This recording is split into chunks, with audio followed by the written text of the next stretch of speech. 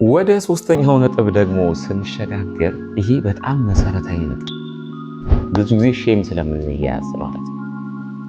እባክህን ንጽህናህን ጠብቅ። በተለይ ለመናገር ሴቶች ብቻ አይደሉም፣ የወንድ ጓደኛ ራሱ ለወንድ ጓደኛው መናገር የሚከብዳቸው የንጽህና ወይም ቀልል አድርገን የምናስባቸው ንጽህናችንን የማንጠብቅባቸው ነገሮች አሉ። ለምሳሌ ጥፍር ውስጥ የቆሻሻ ማለት በጣም ነው የሚጨንቀው።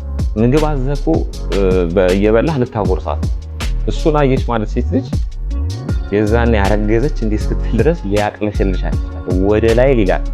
ይሄ አክቹአሊ ለሷ ብቻ ብለህ አይደለም፣ በህይወት ስታይል ባኗኗር ዘይቤ ሁሉ ጊዜ በምትችለው አቅም ወይም በምንችለው አቅም ይሄ ጥሩ ስፕሬ ወይም ጥሩ ሽቶ ባይኖረን እንኳን ውሃ እያለን በቃ መኖር አለብን በተቻለ መጠን።